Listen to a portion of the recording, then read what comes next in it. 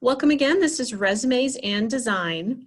My name is Bonnie. I'm a librarian here at the Plano Public Libraries. Also joining us today, we have Meredith. She's another Plano librarian, and she's joining us to facilitate the chat today. Hi, Meredith. Hi, everyone. So thank you in advance, Meredith. Yes, and any questions you happen to have, please type those up in the chat and we will either address them directly in the chat or I will share them with Bonnie either in the middle of the program or at the end, depending on where it is best suited. Great, thank you so much. All right. Again, this is Resumes and Design, part of our great career development programming. Our objectives today, we're going to discuss some general goals of resumes.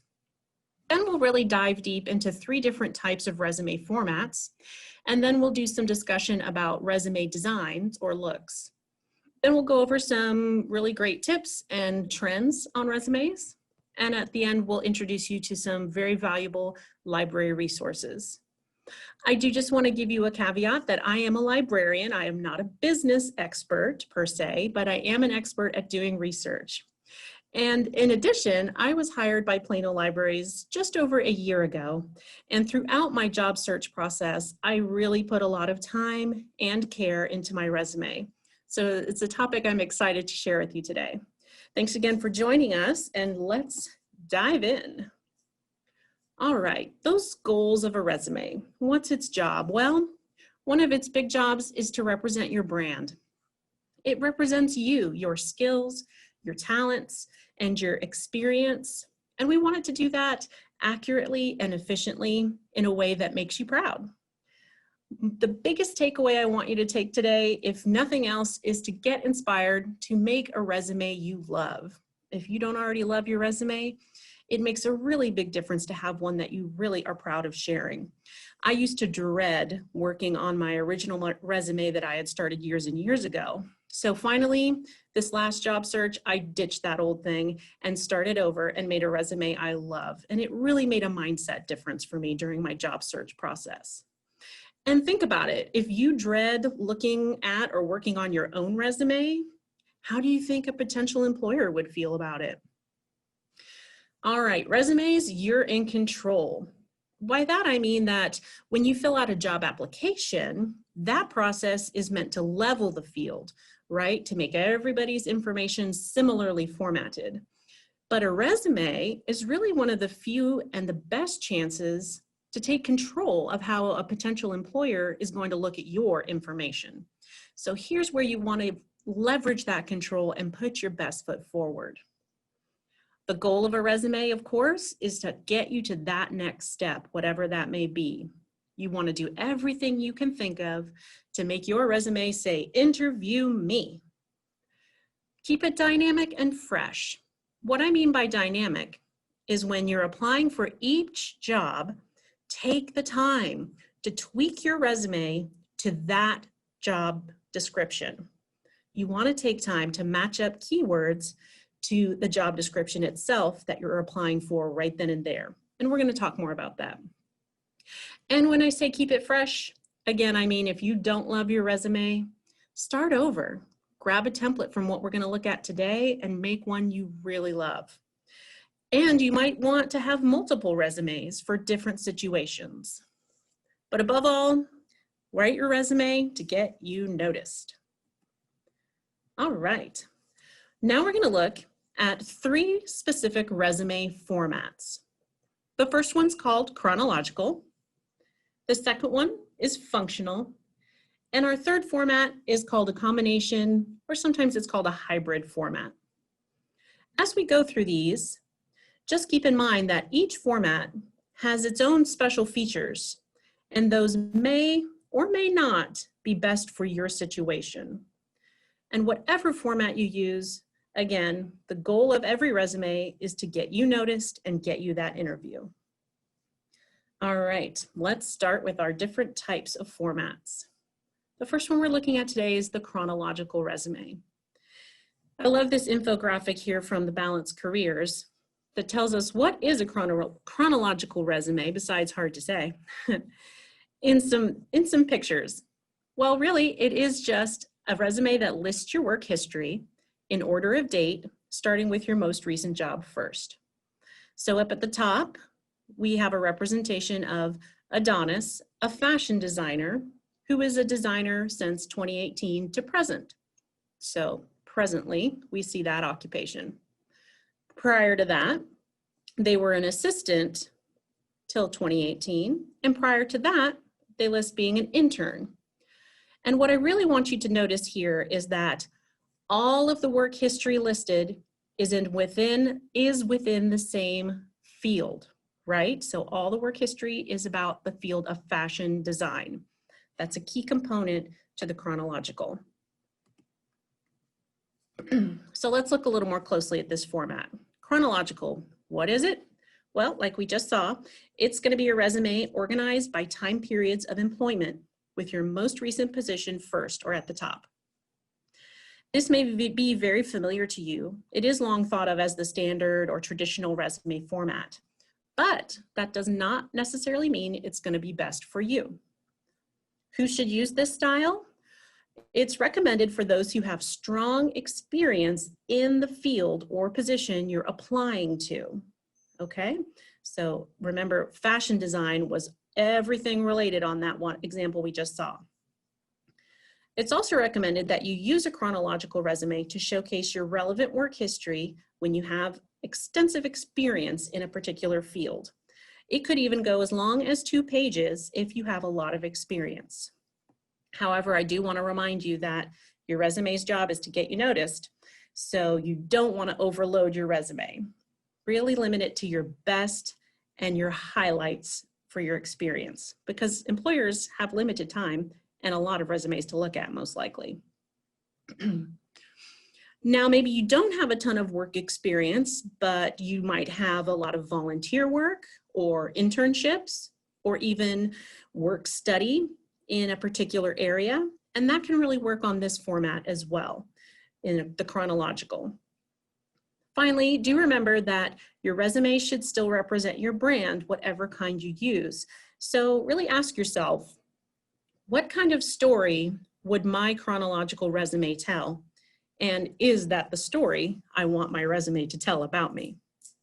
Okay, let's look at an example.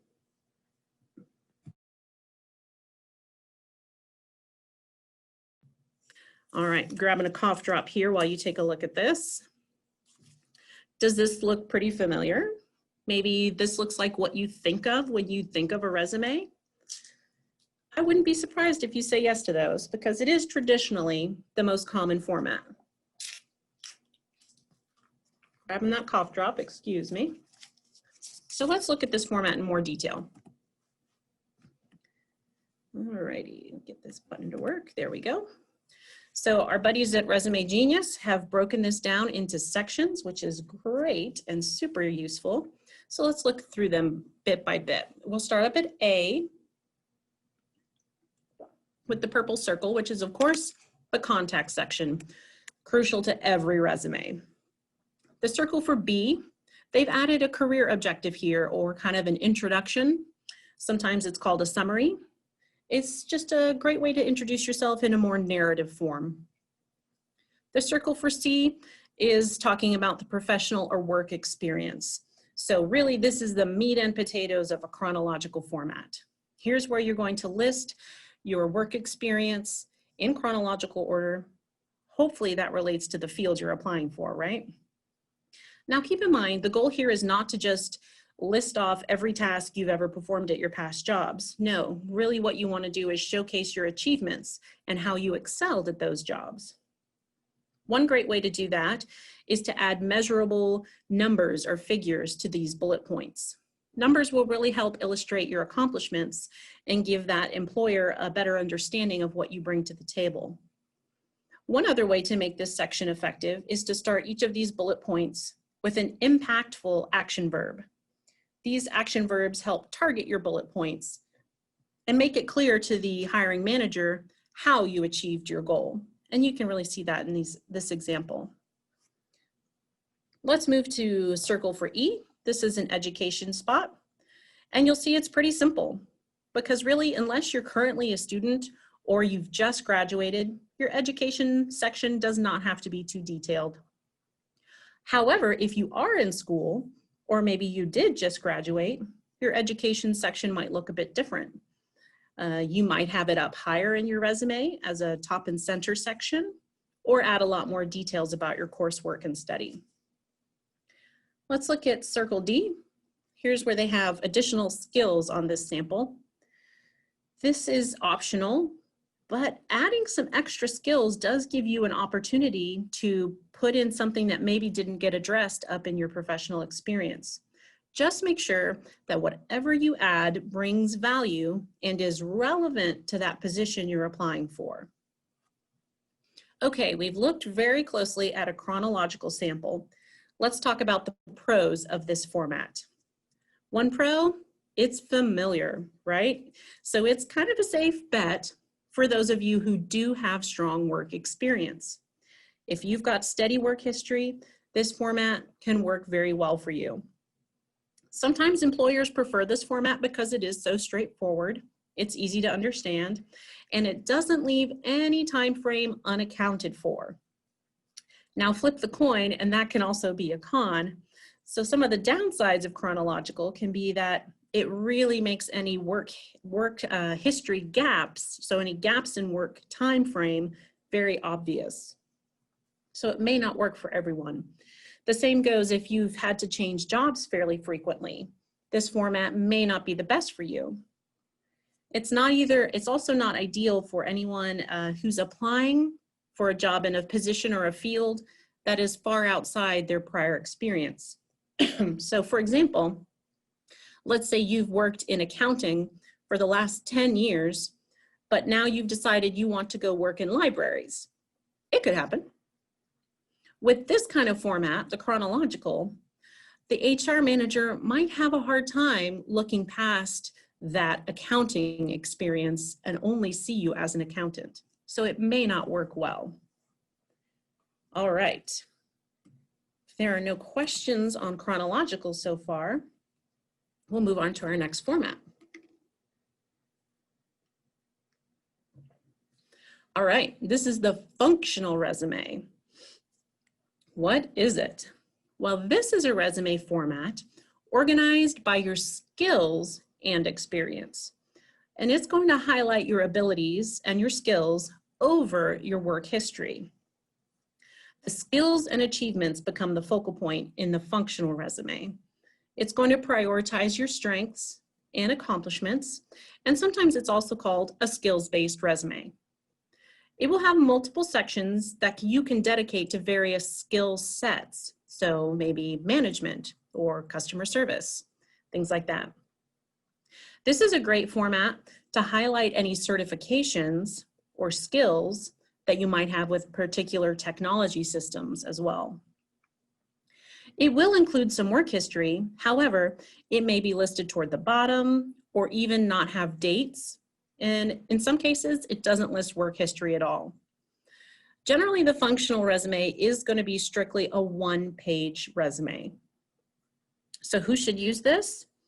Well, if you're new to the workforce, or maybe re-entering the workforce, or you're new to the desired field that you're applying to, this functional resume format might increase your chances of getting that interview, even if you don't have the exact work experience for this new position.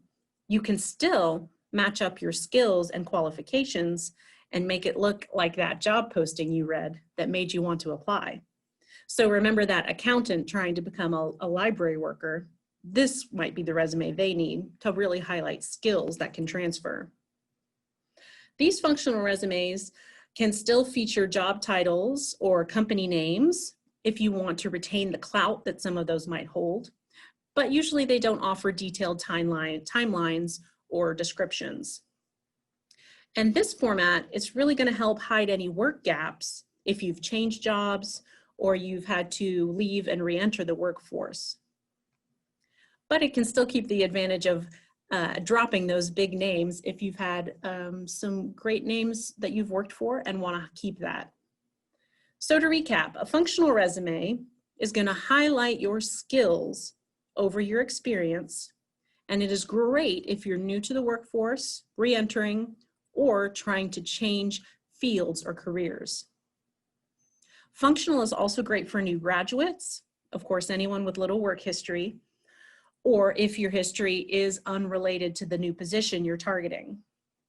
But it can also be a good fit if your education is similar, and you can highlight that in this format. All right, let's look at it so maybe you have a little more context. Here is a great sample, again, from our buddies at Resume Genius, where they've broken it down by section. Section A, they've broken out to the side as a contact area. Again, crucial to any resume. B, they've done another introduction, in this case called a qualification summary, but instead of narrative here, they've used that bullet point approach to just really emphasize or start off with some of their key skills or achievements. And then we get to section C, which is the work experience or work history. So this is what they're talking about in functional by making it much more general and much less of an emphasis. It's just a few places listed and looks like the job position name. No dates even. Excuse me, I had to get a drink. All right, then we get to the heart of the functional, which is section D, the relevant skills. So here you can see that things are arranged by skill set, such as salesmanship, technical, interpersonal. And you want to target those skill sets based on the job description you're applying to. So whatever seems key to that job in itself, grab it from that job description and really tweak this functional resume to match up as best you can. And so under each skill set, they've got about 3 to 4 bullet points where you try to provide some evidence of that skill. So here in this format, your skills, of course, are really the highlights and they're given the priority. These headings used can really vary depending on what you've done. The section headings could even be things like education, coursework, volunteer work, organizational memberships. And whatever's at the top of the resume should be your best selling points. Really, this has so many sections you could move around and highlight what is your best foot forward. All right, here's another example of a functional resume. I just wanted to show you this one so you had another one to look at. And you can really see how it is emphasizing abilities or skills. And Resume Genius says that doing so can often give you the best shot at landing an interview. And one other thing I wanted you to see here is the layout of this particular resume. You see how it has kind of a strong backbone or left side to it. And you could almost imagine it has a capital E or an F laid over it. That's called an E or F pattern layout or design. And we're going to talk about that more in a little bit when we move into the design portion. All right, so that was functional. Let's talk about combination. So what's a combination resume? This is a resume that's going to showcase both your work experience and the time you spent at each position, just like a chronological resume does, but it will also have a strong emphasis on the skills you've acquired. So really, it's going to try and equally emphasize both your skills and your work history, but it will be your recent work history. So how do you know if you should use combination?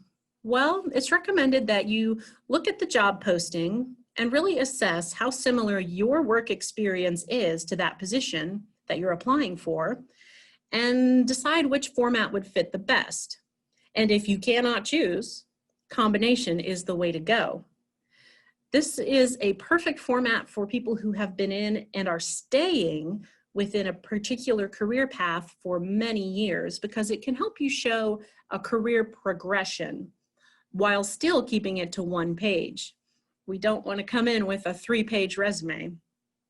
And this can be a good format for those of you who've been in an industry a long time and really want to still show what's fresh and what you've done throughout your career to progress. Some of the benefits of this combination format is that it still has flexibility so that you can present information in an order that works best for you, and that again puts your key selling points up at the top and center. So let's look at one. Here's a combination format. Take a quick look.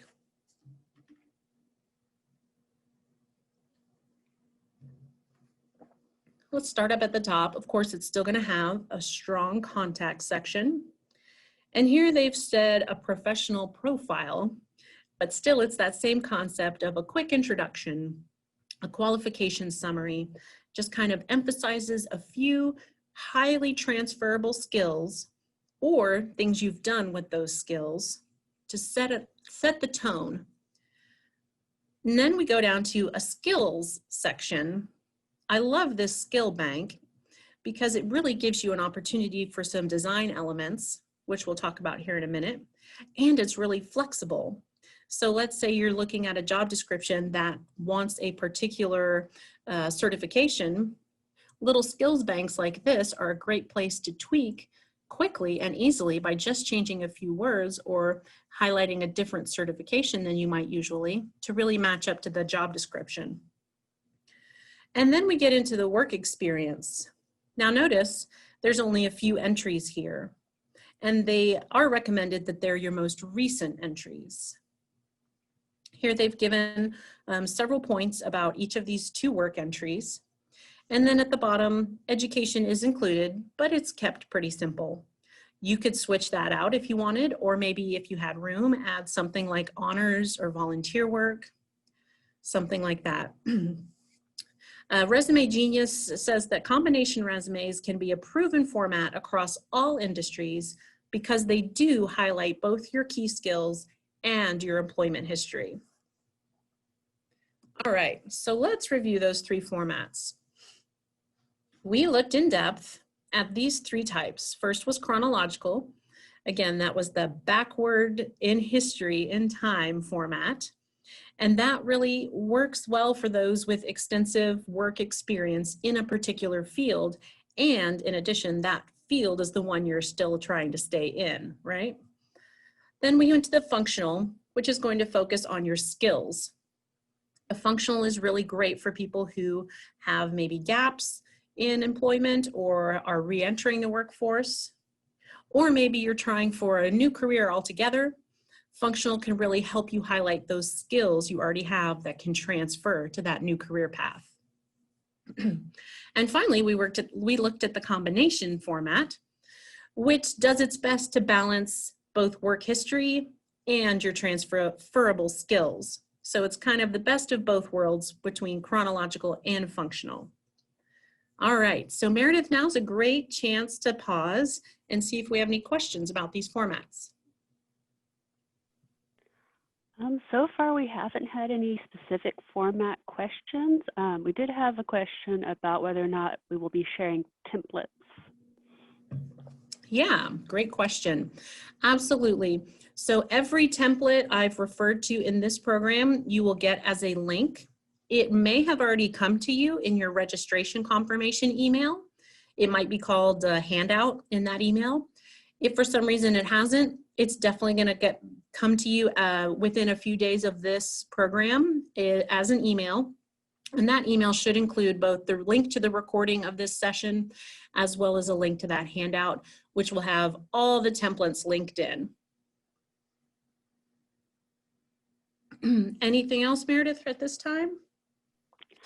Yes, we just got another one. We have a question about, is the personal objective section typically not included in the combination template? Is it even relevant much anymore?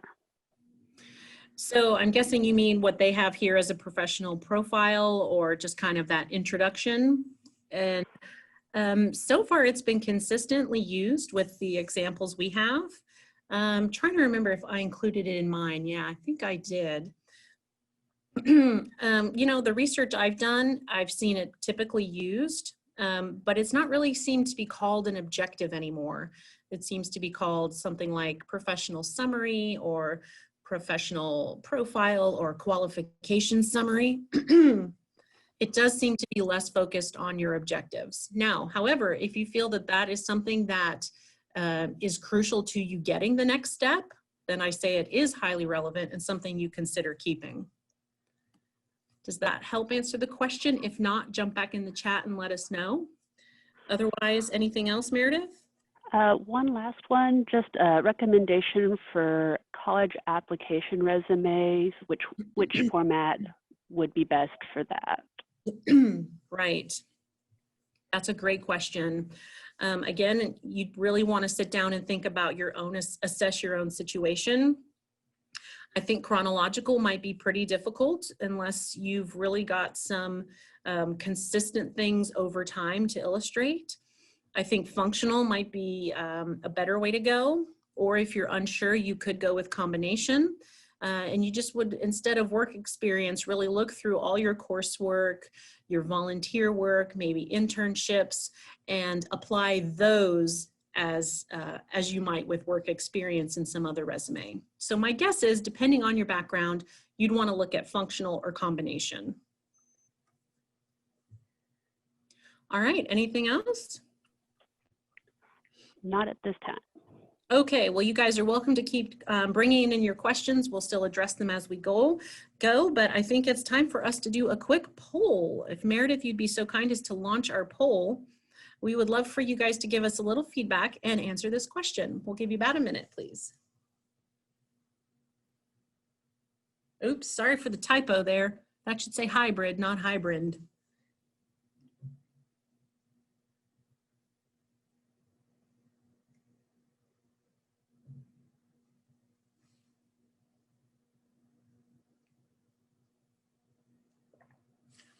All right, we've got a strong response coming in. We'll give you a little bit more time to decide. And not sure is always okay. These things take some thought. Sometimes you have to marinate on it for a while. And sometimes it depends on what you're applying to. Absolutely. And I think every time it does, Meredith. I think you've been listening. Thank you that you've been hearing that the job you're applying for is the key. That should help dictate where you go from there. All right, so if you want to go ahead and show those results, Meredith, it looks like the combination or hybrid approach was your favorite. Still some on functional and then chronological, and a few not quite sure yet. Awesome. Well, we appreciate that feedback. Thank you so much for letting us know. And you're welcome to keep looking at that if you'd like. And if you're done looking at that poll, just go ahead and click the X on that small poll screen to get it out of your way. And we will move on unless any more questions have jumped in. All right, then we will carry on to start talking about some resume design. So the overall look. So here we've got a kind of a rough representation of a traditional versus a contemporary resume design. It's recommended these days that you really consider freshening up your resume to a more contemporary format because it can help you stand out, look current, and it might even be more effective.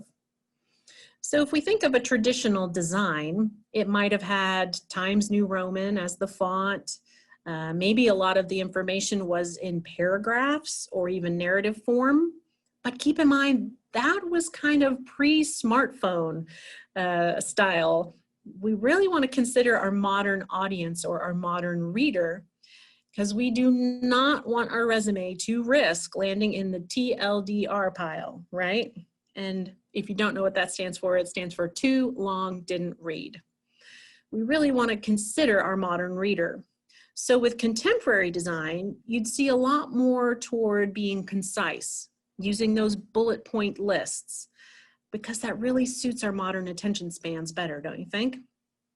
Usually the contemporary design would use a modern, but still professional sans serif font, such as Helvetica or maybe Arial. And the key to contemporary design or writing with resumes is that it is written for the ATS. ATS stands for Applicant Tracking Systems. So these are those computer programs that are doing initial screenings of resumes or applications to try and weed out applicants based on the occurrence or lack of certain keywords for that particular job. So that's really why it is so crucial to use that job posting that you're applying to as your guide for a lot of the verbiage or the wording in your resume, especially in something like a skills section. It can really help you increase your chances of getting past that ATS and getting to the next step. Now, I do want to clarify, even though I'm recommending you tweak your resume to every particular job posting, I by no means am saying you should ever lie or over-exaggerate. Everything should always be truthful, of course, but we do want to consider each job description. All right, let's look at a couple examples. So this might be a more traditional layout, and this could represent a more contemporary feel or look. Which resume would catch your eye if you were the hiring manager? Or which one of these would hold your attention longer as you read it?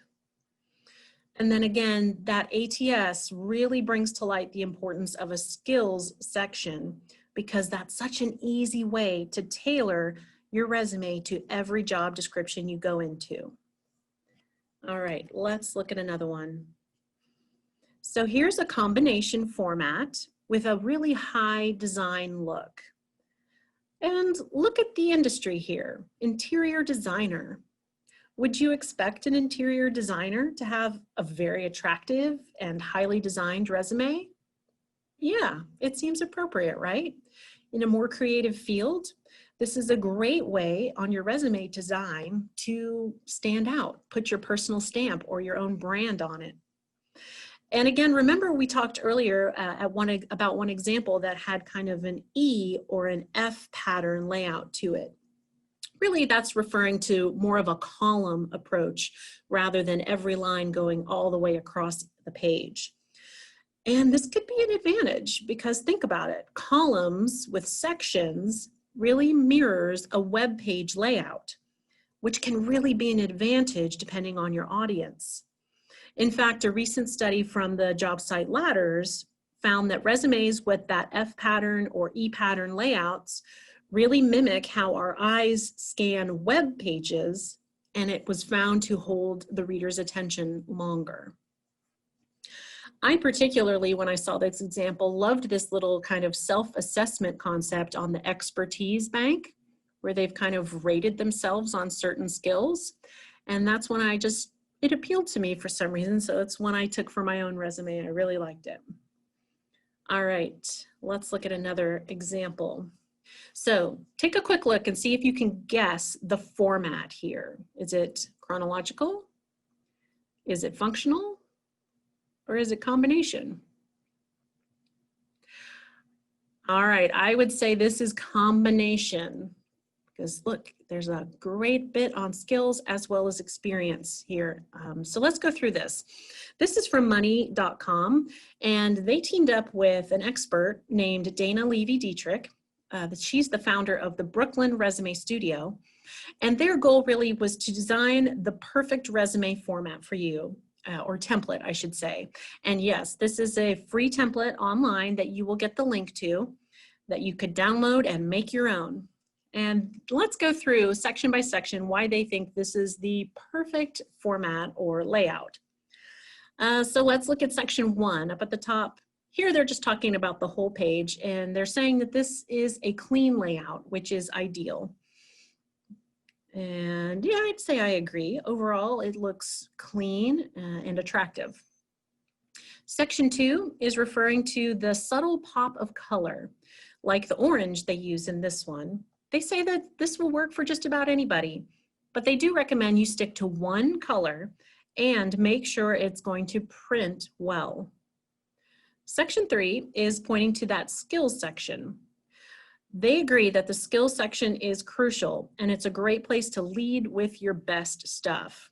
That top of your resume should include critical keywords and a quick snapshot of your core strengths. Usually things that are hard skills or tangible, measurable attributes take precedence in a skills bank, but look at that job description. If soft skills are crucial and relevant, go ahead and put them in, absolutely. Section 4 is talking about impact.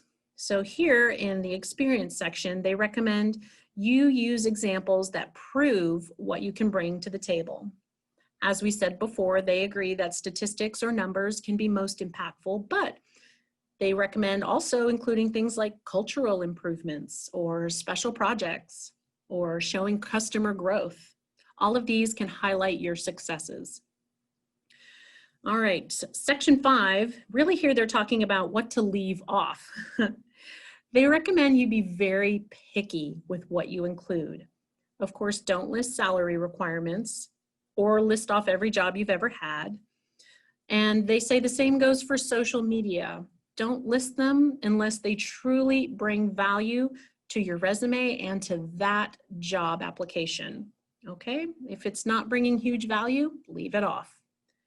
And then point 6, excuse me, is where they recommend you tweak words to build the best resume for every job. Just like we've been saying, don't just answer every job posting with the same resume. Take those few minutes to tweak the keywords or phrases in your resume to match that job ad, right? Because remember that ATS, that tracking system, you don't want to get weeded out, especially if you do have the skills to do well at that job. So take the time to get as close as you can to the language of the job description, or at least look for a few common words that you can make sure are sprinkled throughout your resume. So match up your skills with the job description, but remember, never lie or exaggerate. All right, so we're ready to move on to some general tips and a few more trends. Let's see here. Well, our first tip, of course, we've talked a lot about the look. Eye-catching design and easy to read layout are a must. It helps you stand out and helps you love your resume, to put your stamp on it and really take pride in your brand. Honestly, I love my resume so much because it looks great and it has my favorite color in it. I mean, it's simple, right? But it can really be a mindset lift when you're in that job search process. Next, we recommend you always focus on the most important things, your biggest selling points, those really transferable or relevant skills. And then when you're in the interview, you can expand on everything you've ever done to wow them. But remember, you have to get their attention first. So if you can, try and get your resume to fit on one page. And as we talked about, the maximum can be 2 pages if you're using the chronological format and you really have extensive work history. But otherwise, just really focus on the key highlights. Be honest, of course, we've talked about that a few times. Play up your strengths, but never make anything up. Don't fabricate. Proofread, it's crucial. We even found a typo in this presentation. So run your spell check and then have someone that you trust look it over, read through it before you submit it to anybody. Also, I recommend you go through and make sure the font is consistent through your whole resume, unless you have specifically chosen something separate, like maybe up at your contact with your name. But otherwise, make sure the fonts don't change. And check that your verb tense is carefully chosen and the way you want it. I know there's a lot of confusion around verb tense on resumes. If you look through the examples we used today, they were all pretty consistent about using past tense when talking about things you've done in the past and using present tense for things that you would say you're doing in the present. You know, I think this is pretty flexible. Pick a way that works best for you, but do make sure that you set your own rule, if you will, and are consistently following it throughout your whole resume. Okay, multiple formats and versions. So this is, again, really key to job searches. If you're trying to get out of a field or you're applying to various fields, make sure you have multiple versions. And then as far as formats, I like to use Microsoft Word or something similar to edit and make changes, but I always make sure I put it in a PDF format before I use it for email or to upload anywhere. You've spent so much time on your resume, you really want to lock down its formatting and its look so that nobody can change it and it comes across the way you want it to. And then again, for those different versions, every time you tweak your resume, you might save it. So let's say I'm applying for a retail job and I've tweaked it to match that job description, I might save that version as, you know, my name, retail resume. That can help save you some time. And again, it is crucial for getting around those or getting past those ATS screenings. Direct email. I say if you know the hiring manager already or you are willing to look up their email, be bold and send them an email expressing your interest in the job and include an attachment of the PDF of your resume. Get that best foot forward already. And of course, print. And bring extra print copies to your interview when you get it, especially those nice color versions. And you get a great chance then to hand those out and promote your brand in a way that you can control. And finally, photos. I know when you do a search on resumes these days, a lot of examples come up with a photo. But my research has shown that it's rarely appropriate. There are certain industries or even certain cultures or countries where a photo is standard, but by and large, the research I've seen shows that it's really just for specific industries. Say maybe you're a hairstylist or you're a photographer. That may be when you want to include a small photo. And again, with things like social media or your website, maybe your LinkedIn profile, only add that information to your resume if it truly brings value and is relevant to the job you're applying for. Okay. Any questions we should break in with before we get to resources, Meredith? Yes, quite a few popped up. So I'll share the easier ones first. So print copies of resumes, would you recommend this? So I assume this is bringing copies you've printed out to give to the interviewers. Yes, I absolutely recommend, especially if you've done some design work or worked with color, get those nicely printed color versions, have a set of them that you bring with you and hand out during your interview. I know my interview here, they all had my resume, but it was just like a little grayscale printout. And I wanted them to have the nice version I'd worked on because it represented me. Okay, and then another question is there a recommended maximum resume length, i.e. number of pages, for executives or senior management with a longer career history? Right, so you would definitely want to do some research on your own as far as senior management and what's typical or expected. I did not target that particular kind of career area, but the research I saw included that you might consider a chronological in that case and try to keep it to 2 pages. Or if you're able to really whittle down to the highlights, you could consider a combination, which typically stays to 1 page. But those are the things that I've learned from this process. I would recommend you go ahead and do your own research as far as what's recommended for executives. And the links you're going to get from the follow-up will get you to all these great resume sites who will definitely have information on that for you.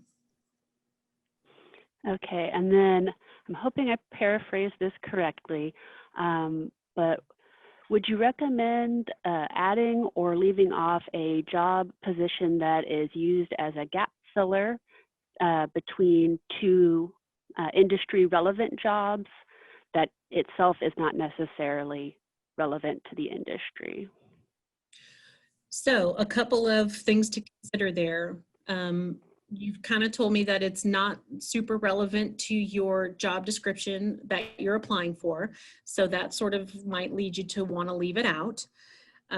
Second is it depends on what format you're using. So if you're using functional or combination, you might consider, did I pick up any unique skills during that filler job that I might want to include in my skills and have that represented there that way.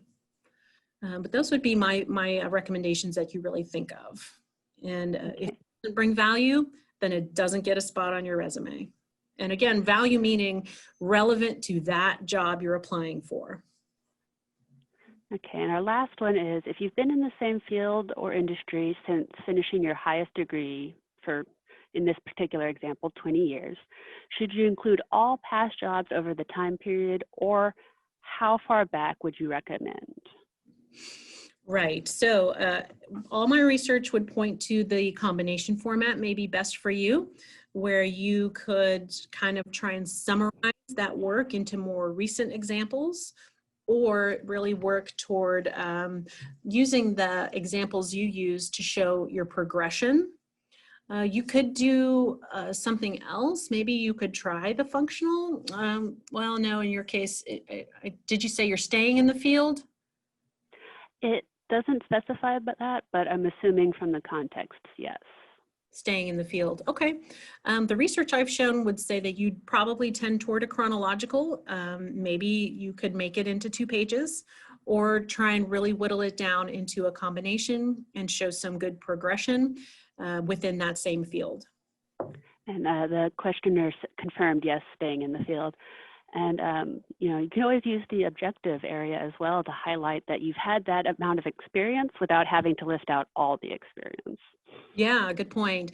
And just like our questioner before, who was asking more about more executive type positions, when you get the links to these great sites that I've used to build this presentation, you may want to do a little more research on your own and see what might fit your situation the best as far as having a really extensive history. Okay, and I think that covers our current questions. Okay, great. Thanks, Meredith. Thanks everyone for your questions. So we've got a little time to go over our library resources, which we do not want to miss because we've got all kinds of great stuff for you at the library. So I want to start with Plano Public Library's blog. It's at planolibrarylearns.org. And that may be in the chat right now or will be soon. And you'll also get it in your link that you'll get via email. When you visit that blog, be sure and look for the tab that says Business and Career Resources. That's where you're going to find a lot of rich tools around this, and we're adding more content all the time.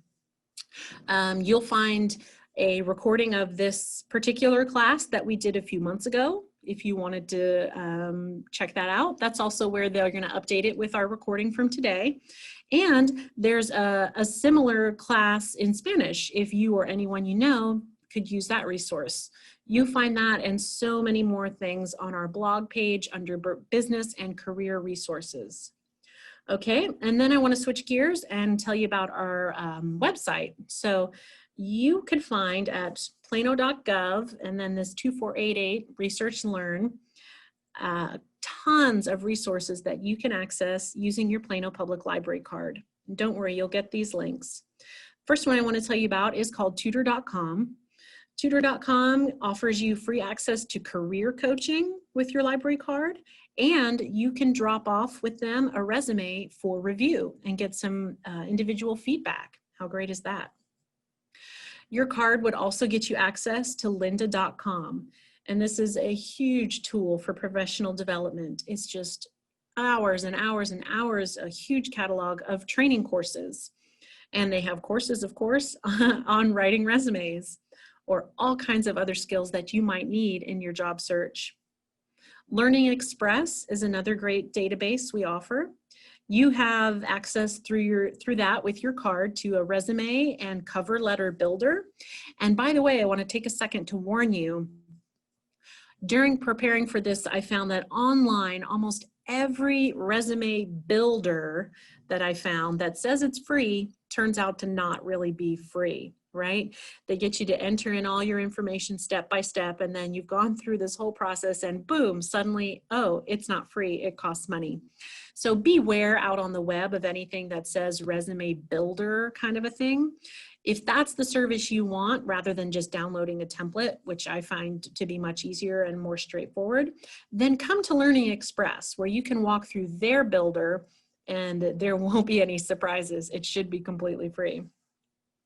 All right, and Learning Express also has exam prep on tons of different professional exams.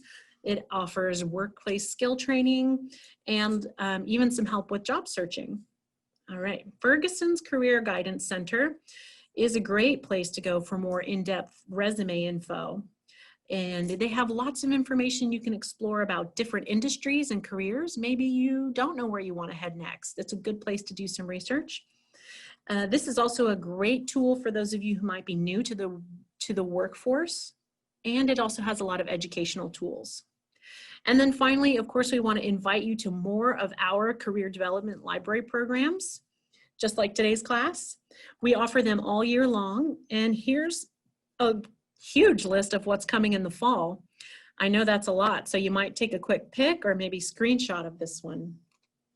And if not, you can always visit our website, planolibrary.org, or go to that blog I mentioned, planolibrarylearns.org.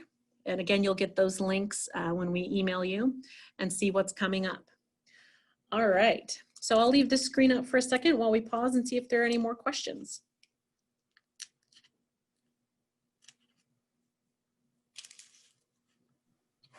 Meredith, anything we should address before we wrap up? Nothing's popped up at this point, but if you do have questions, please throw those up in the chat. Yeah, we're about to wrap up, so if you have any final questions, please throw them in. And here I'll give you about 10 more seconds to grab a screenshot or a pic of this screen with our fall offerings for career development workshops. All right. Well, then we want to thank you so much for attending today. Let's see here. Just another reminder, you're going to get a recording link and a link to our handout within the next few days to your email. I do hope you use some of those tools, or maybe just grab a few of the templates that you liked best that we saw today, or maybe find a brand new template that we didn't discuss. There's lots of great resources in that email you're going to receive. Any final questions that arrived, Meredith? I do have a final one, though I think we oh, Mike going there. I think we covered it a bit. Any templates to avoid? And that's a little broad-ended and open, but you know, just use your judgment. If it sounds fishy or looks fishy and it doesn't fall in with anything you've seen or that we've talked about today, you have lots of other options, so I would move away from that. You know, sometimes if you're not sure you like it, you may not want to spend a whole lot of time on a particular template because it is kind of an investment. Sometimes you have to start over. If you start working with a template and you find that, oh, the format it's in is just too difficult, this just isn't working for me, I suggest you just move on and find another one that's easier to work with. There are so many options these days. And, you know, I would just make sure that whenever you find a template, if you're searching online, it says download, free. It tells you what format it's going to let you download it in. And it's straightforward. If you see a lot of smoke and mirrors, it's probably going to be a catch. So I would steer away from things like that. And again, things that say resume builder can often not end up being free. I'd recommend you go to Learning Express on our website if you wanted to do a builder rather than a template. All right, I hope that helps. And then, and they were also wondering in the sense of wanting to stand out but not overpower or turn off the interviewer that is reading the resume. Right, absolutely. So there you just really want to consider your audience.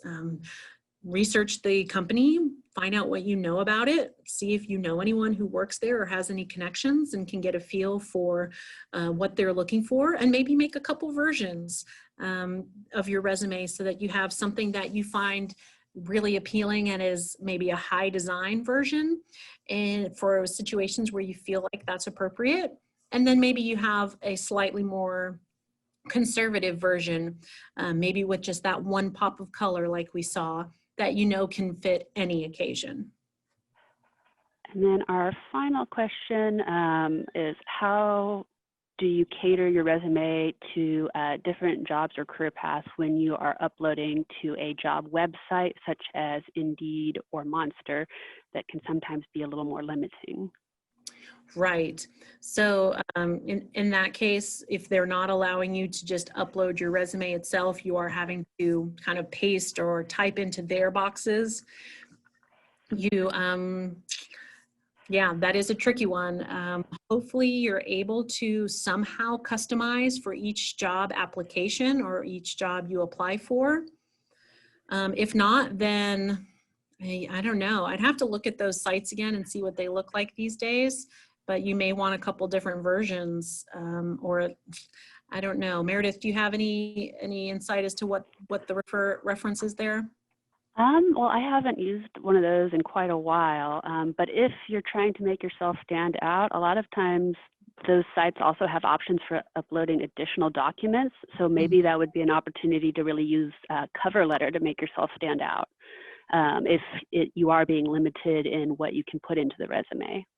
Yeah, so I'm guessing that in those sites these days you have a static resume on file, but you do give different information perhaps. If there's any way to customize for each job, then do what you can to at least change the wording to match up to that job description. If not, then you really focus on putting your best foot forward in your resume, making sure you've got all your best, strongest skills on it, and you know, see whatever else that site allows you to customize. Oh, and somebody added into the chat as a recommendation, cut and paste from a spell checked text such as Word, because the spell checkers in those sorts of things typically are not very strong. So if you want to make sure that your stuff is properly vetted and checked for errors, to try using a spell check outside of the form itself. It's also very helpful to have somebody else read it, because even Microsoft Word makes its own errors. So right, I strongly, on it. Yes, absolutely. Great advice from both of you. Thank you. And again, I recommend you run spell check and then absolutely have one other set of eyes, maybe a couple sets, other people read over it and give you feedback. Actually, now I'm remembering a bit of what they might be referring to. So a lot of times, if they don't allow for the upload, they have just a big blank space where you can paste your text. And unfortunately, it doesn't allow for a lot of flair. It is very much closer to the traditional formatting limitations, and that you can't, you know, do spacing that's special. You can't really do any colors. So I know that definitely can be a challenge. Yeah, absolutely. So then you might really want to spend extra time when you apply for a job there or apply for any job, research the hiring manager if you can, or even the HR department. Make sure that they get a copy of your resume on PDF so it's the way you want it to look. And, you know, be sure you have those nice print copies to bring to the interview. All right, well, we are over 1 minute over the hour, so we are going to have to wrap up. You're welcome. We'll stay for about 2 more minutes for anyone who wants to put another question or two in the chat, but we are going to wrap up for now. And we do want to thank you so much for coming to class today. Thank you so much for engaging with us. Thank you for your questions. We really do hope that this was helpful to you, and we hope that you have a resume that you love. And again, thank you for coming. You're welcome to leave. If you have any remaining questions, we'll stay for about 2 more minutes. Thanks, everyone. Have a great day.